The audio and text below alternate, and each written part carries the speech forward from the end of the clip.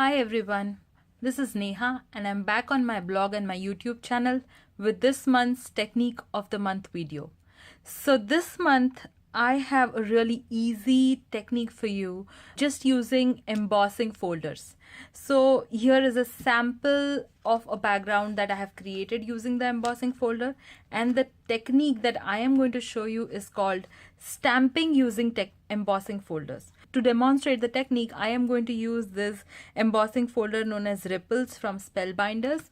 I found this in Michael's near my house and I really like this folder, and I have a couple of other examples for you which I will be showing after demoing the technique using other embossing folders that I had in my stash. So let's begin with it.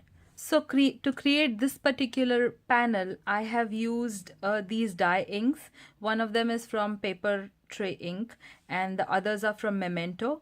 And you can use any ink cubes that you have in your collection, or you can also use any kind of alcohol based or watercolor markers that you have in your collection to do this technique. So I have used all my dye inks. So to demo here, I'm going to use my distress ink cubes.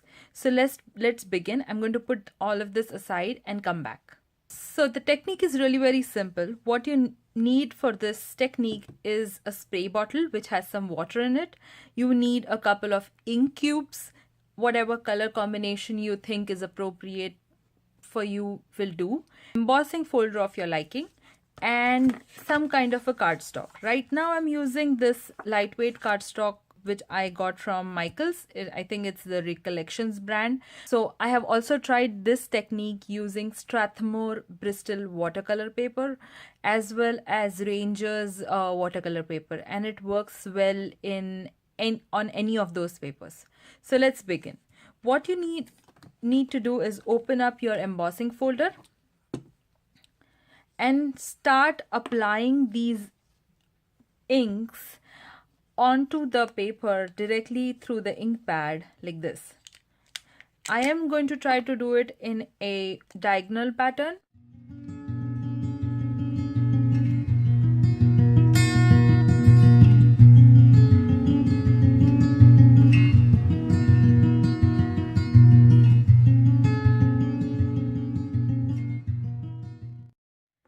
Next thing what you need to do is spray some water on this embossing folder. I'm being a little liberal while spraying water. You can see droplets on the embossing folder.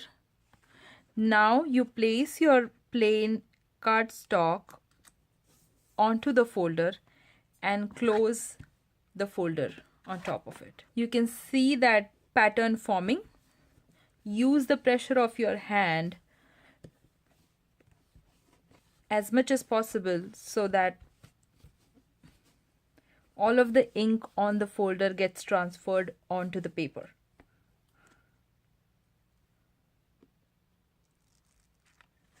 That's it.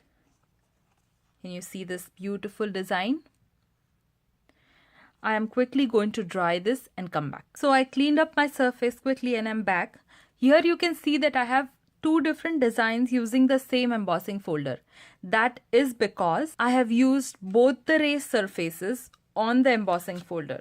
So you can apply the ink on any of the two surfaces and create a beautiful background design such as these two.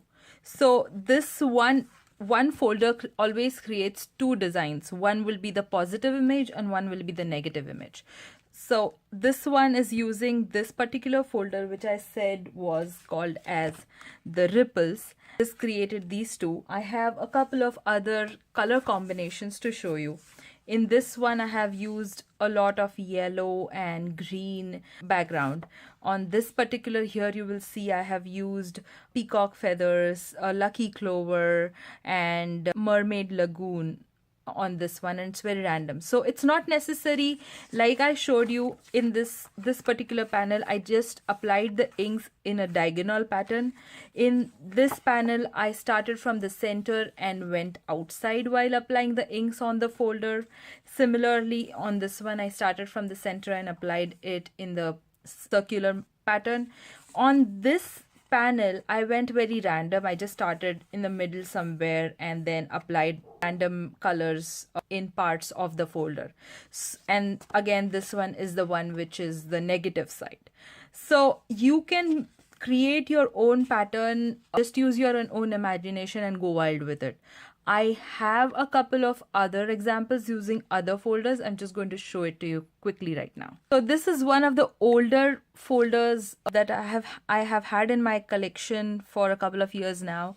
It's from Cuttlebug. It came with the die cutting machine when I bought it, and these are two designs that I created using this folder. This is the positive side and then this is the negative side.